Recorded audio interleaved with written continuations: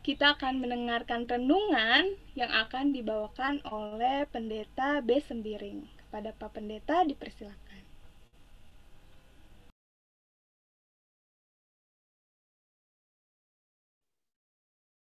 Ya, terima kasih.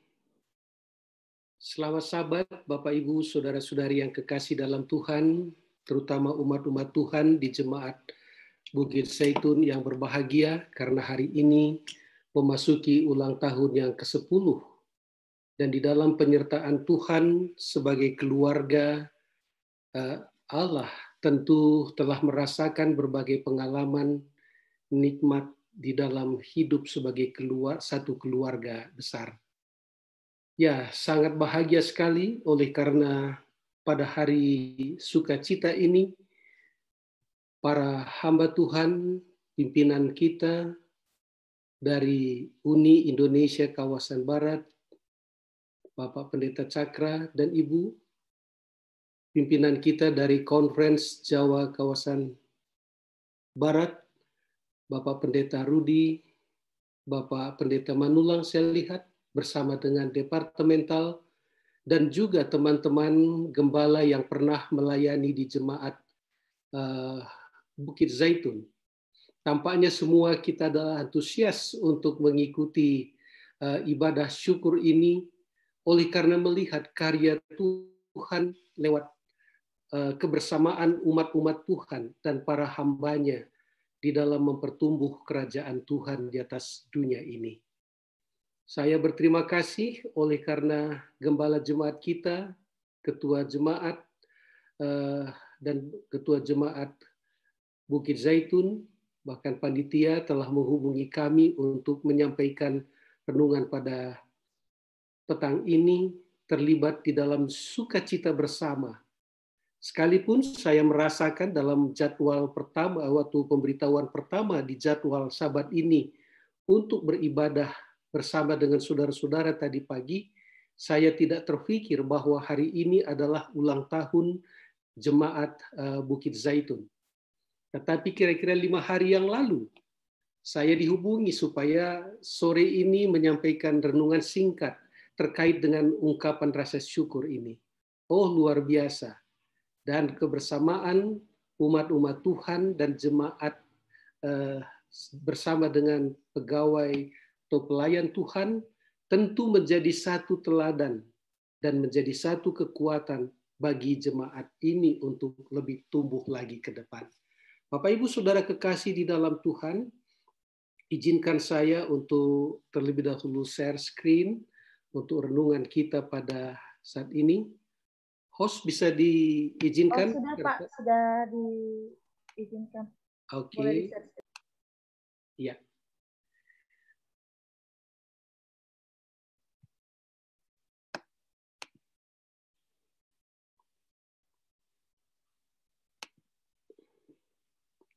Iya.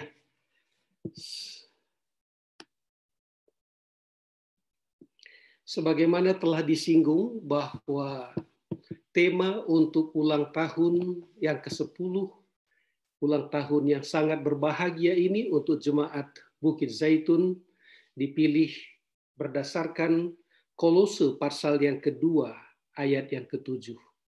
Dirangkumkan dalam satu kalimat bertumbuh di dalam Kristus.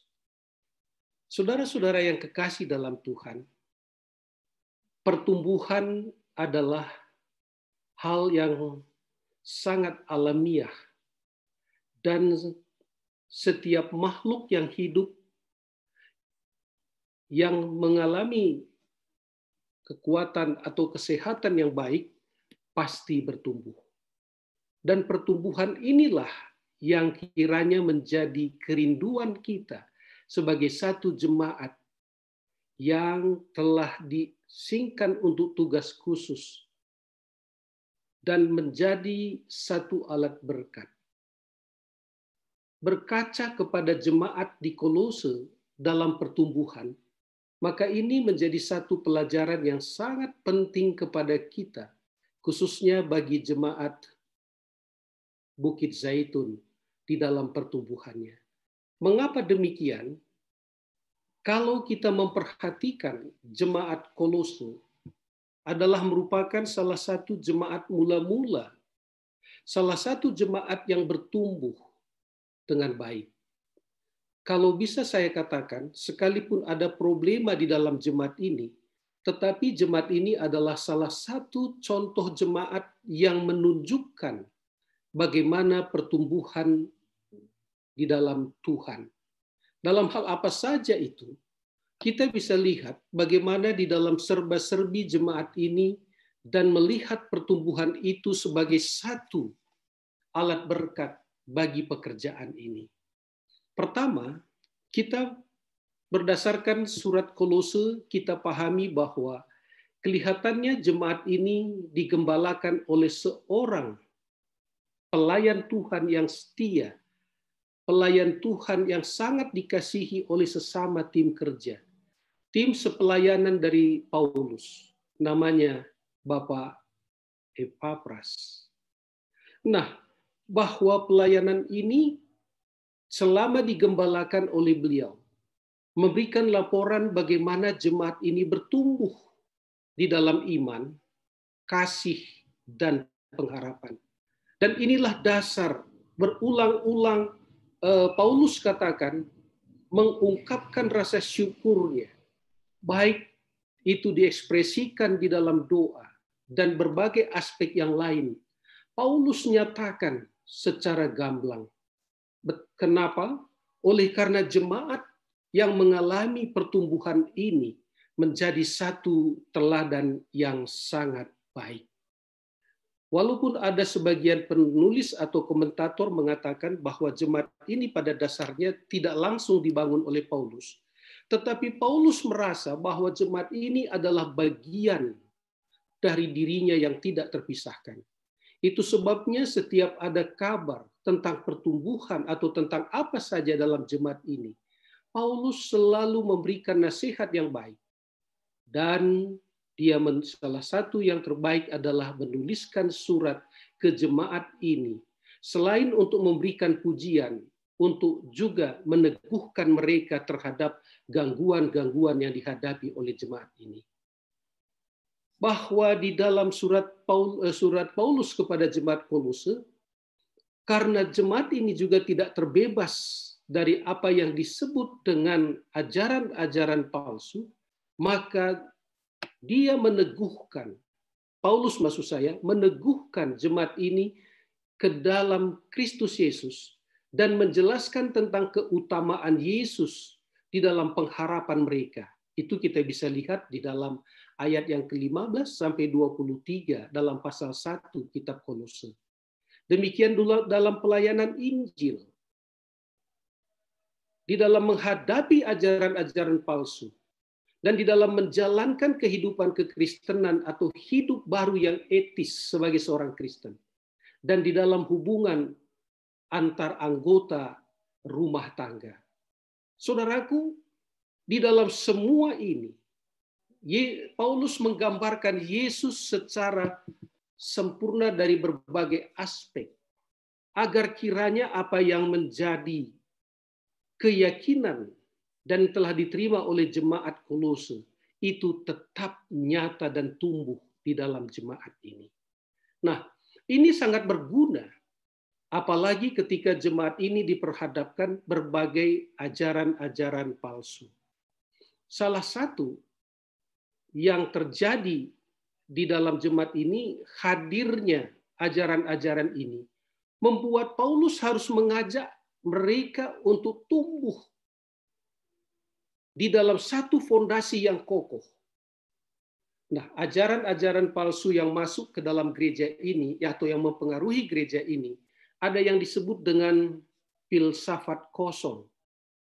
Kolose 2 ayat 15, bukan 815 ya, itu salah.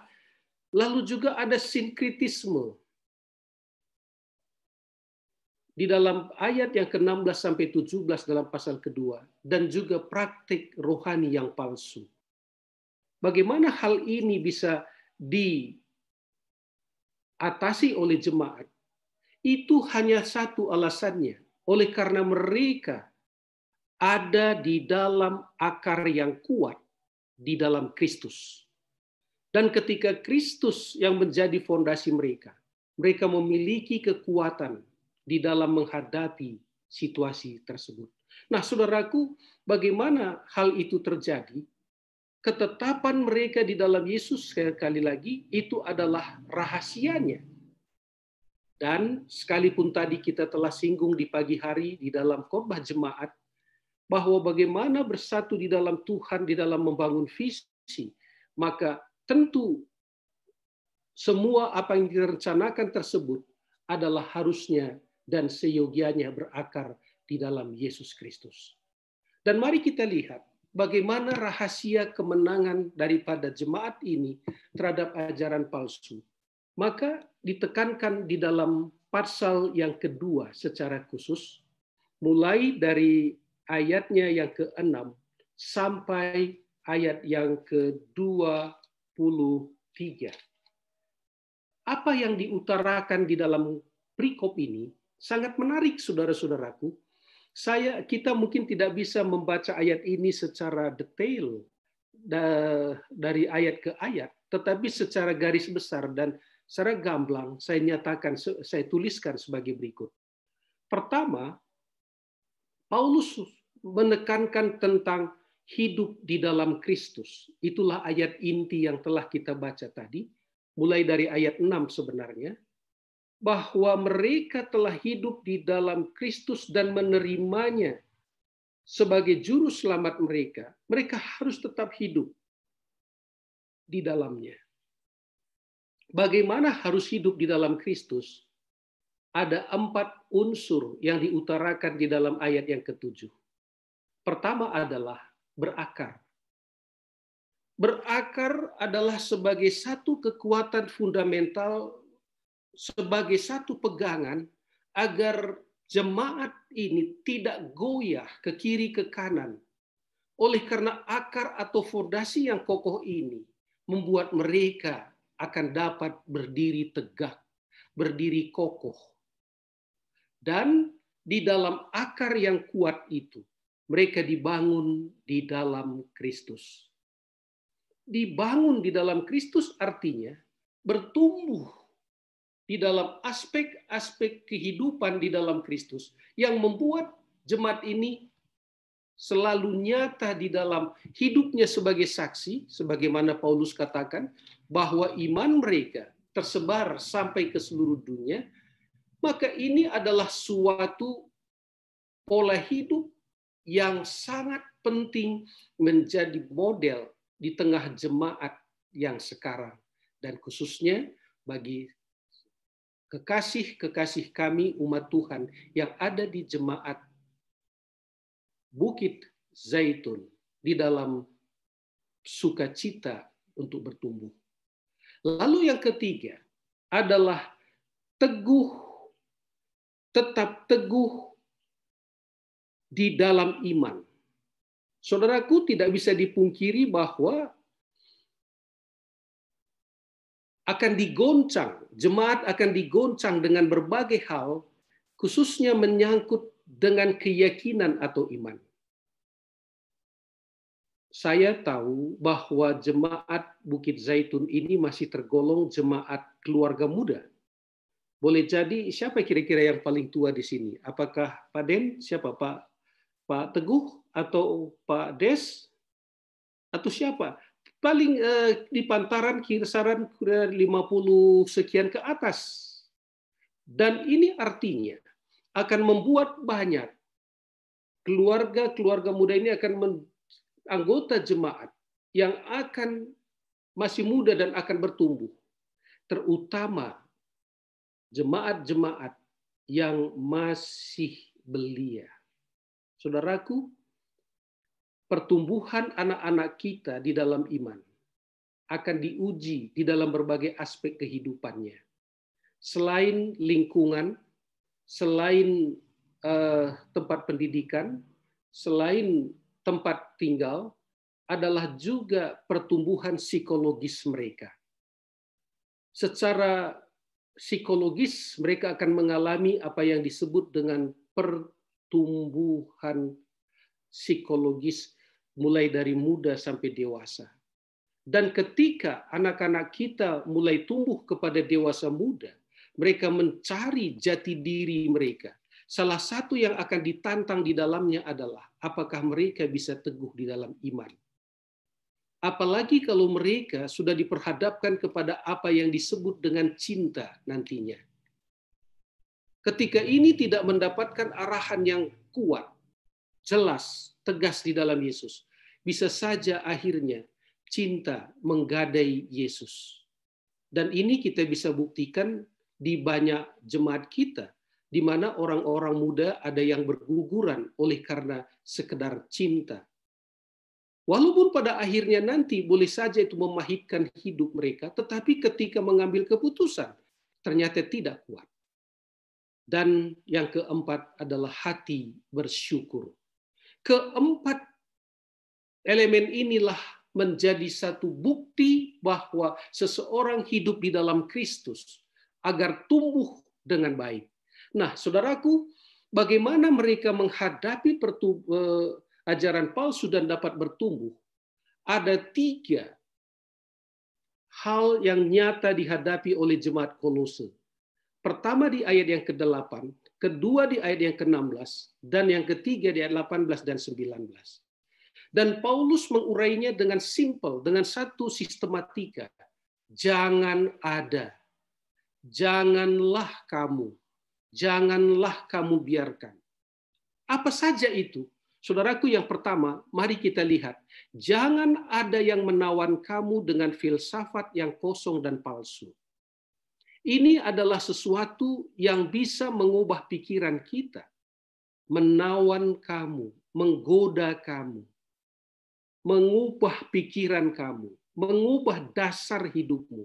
Jangan sampai ada yang melakukan ini kepada kamu. Filsafat-filsafat kosong dan palsu yang diajarkan berdasarkan turun-temurun dalam hal ini tampaknya berasal dari satu golongan tertentu.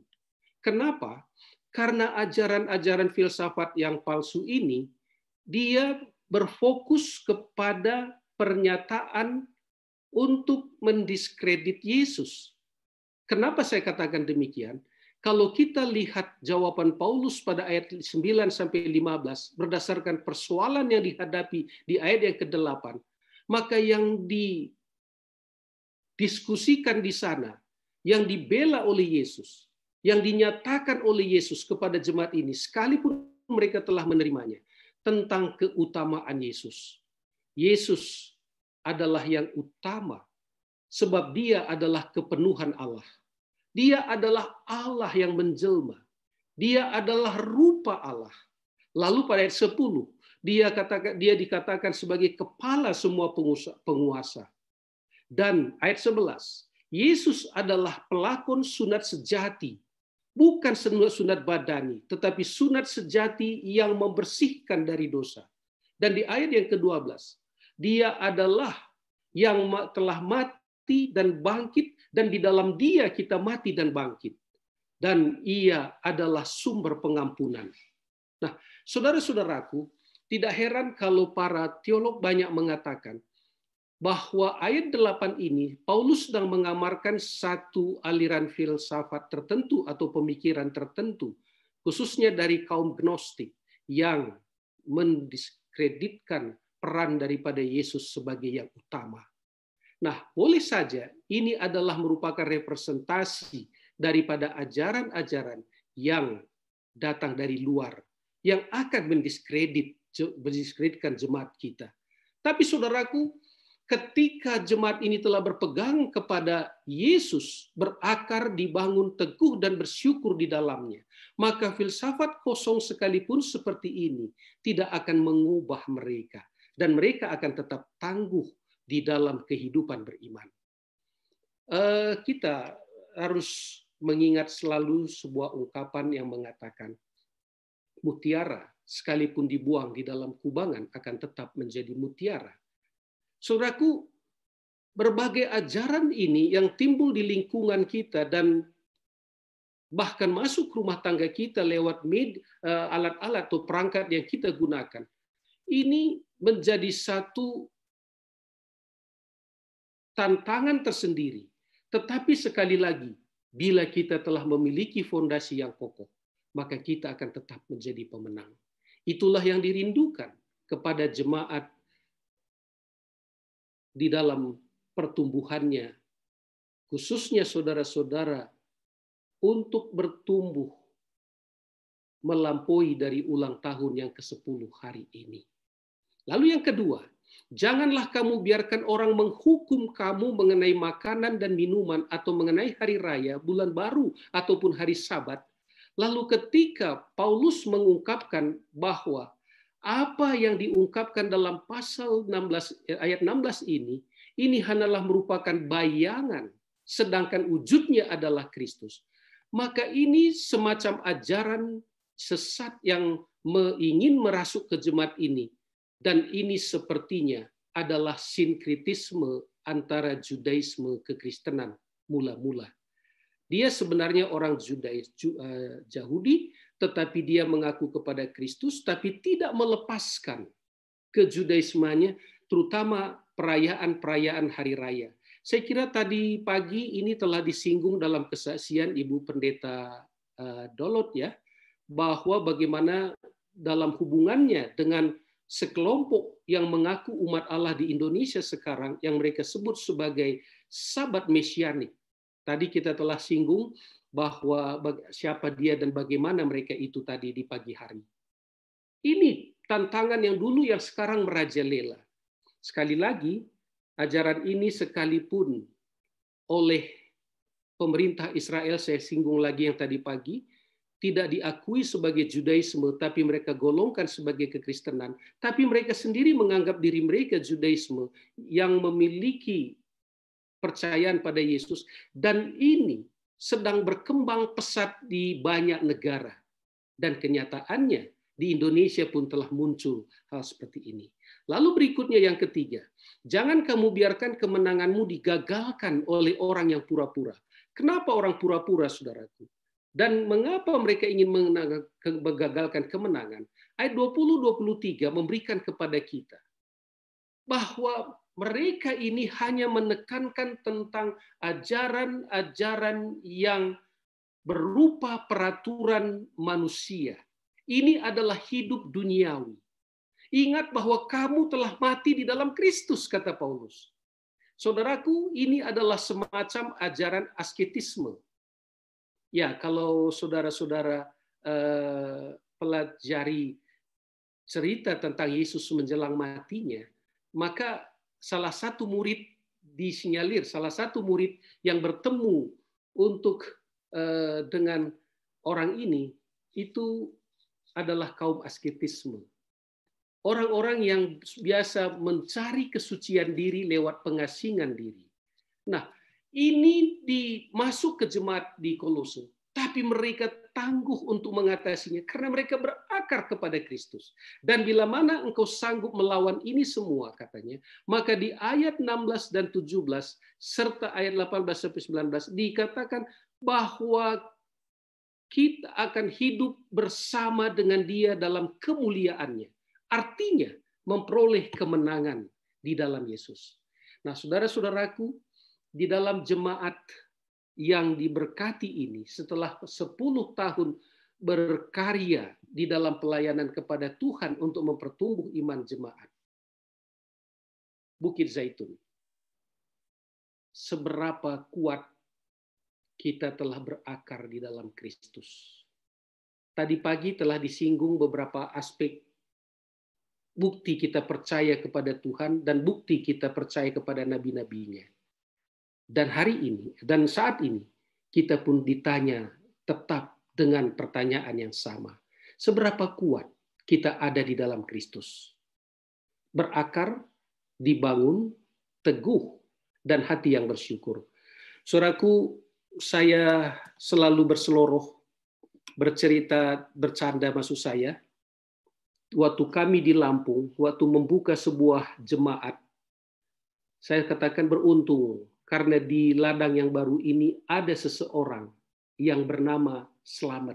Kebetulan yang dibaptis itu Bapak Slamet. Dan Pak Slamet ini sampai sekarang giat dalam menginjil. Dan dia adalah salah satu tokoh yang tangguh di jemaat ini sekarang. Dan selalu saya katakan, terima kasih Tuhan, karena di tempat ini ada seorang yang telah selamat oleh Kristus. Dan dia tetap selamat sampai kehidupan kekal. Tapi di jemaat Bukit Zaitun, tempat di mana Yesus naik ke surga, apakah kita akan naik ke surga dari bukit ini? Ingat, nama saudara sebagai jemaat adalah suatu nama yang sangat penting. Tempat Yesus naik ke surga. Bayangkan, bersama-sama Yesus naik ke surga dari jemaat Bukit Zaitun. Dan agar saudara-saudara dapat masuk di dalam rencana itu dan naik ke surga, saudara dan semua umat Tuhan, kami semua harus teguh. Terima kasih karena di jemaat ini ada Bapak Teguh saya lihat. Ya, Pak Teguh ya. Dan terima kasih Pak Teguh, mulai daripada suka terus teguh sampai sekarang bersama dengan Ibu Retno ya. Teguh terus ya Pak ya. Dan beginilah saudara-saudara dengan semua umat Tuhan yang lain yang saya tahu semua juga adalah teguh. Dan kita harus tetap dalam ketangguhan-keteguhan ini supaya kita nanti naik ke surga dari Bukit Zaitun di Ngamprah di Bandung Barat. Saudaraku, tidak perlu saudara nanti dan saya pergi ke Bukit Zaitun di Yerusalem. Tapi kita akan naik ke surga dari Bukit Zaitun kita di mana kita berada. Dan saudara-saudara akan naik ke sana dari tempat jemaat yang jadi fondasi yang kuat ini. Saudaraku, inilah jemaat Kolose. Ya, kalau kita perhatikan peta Asia kecil, atau tepatnya sekarang adalah negara Turki modern, maka di dekat Kolose ini ada 7 jemaat yang digambarkan dalam kitab Wahyu. Ada Laodikia di sana, ada Philadelphia, ada Sardis, ada Tiatira, ada Smyrna, ada Pergamus di sana. Saudaraku, ingat, jemaat Kolose adalah jemaat yang dekat sekali dengan Laodikia. Laodikia adalah gambaran jemaat di akhir zaman. Saya pikir saudara semua tahu apa ciri daripada jemaat Laodikia. Yang sangat menyedihkan, walaupun ada yang menggembirakan di sana, sangat menyedihkan, dia adalah jemaat yang suam. Tidak panas, tidak dingin. Dan Tuhan katakan, kalau engkau tidak panas atau tidak dingin, aku akan muntahkan. Dan salah satu hal lain yang menjadi keprihatinan di jemaat Laodikia adalah menganggap dirinya kaya tetapi miskin. Menganggap dirinya mulia padahal telanjang. Ini adalah gambaran kepada kita. Saudaraku, tapi bila mana kita teguh dan tangguh di dalam Kristus, maka kedekatan Kolose dengan Laodikia ini tidak akan memberikan pengaruh negatif karena ketiga ajaran yang telah disinggung di depan tadi akan dapat diatasi bila mana kita tetap berdiri di dalam Kristus. Saudaraku, hanya satu hal yang kiranya menjadi pegangan teguh dan tangguh oleh jemaat agar tetap bertumbuh. Jemaat Bukit Zaitun, berakarlah di dalam Kristus. Dibangunlah di dalam Dia. Teguhlah dalam iman. Dan penuhilah hati dalam ucapan syukur di dalam Dia. Semoga saudara memasuki ulang tahun yang ke-10 ini akan terus abadi sampai selama-lamanya, sampai kedatangan Yesus yang kedua yang akan mengangkat kita ke surga. Sebagai jemaat yang bertumbuh, saudara akan menjadi jemaat yang tangguh. Salah satu ciri jemaat yang tangguh, tadi di jam khotbah kita telah singgung, dia tetap percaya kepada Tuhan dan percaya kepada nabi-nabinya. Terima kasih, Toda Rabah Ekwaristo. Tuhan memberkati kita. Selamat ulang tahun jemaat Bukit Zaitun. Tuhan menyertai saudara-saudara sekalian. Amin. Amin. Terima kasih Pak Pendeta, sungguh nasihat firman Tuhan yang luar biasa untuk kami khususnya Jemaat Bukit Zaitun. Biarlah Jemaat Bukit Zaitun gak hanya 10 tahun grow in Christ-nya atau bertumbuh dalam Kristus, tapi 50 tahun yang akan datang, bahkan seterusnya, bahkan sampai Yesus datang kedua kali, kita tetap terus bertumbuh di dalam Kristus. Amin.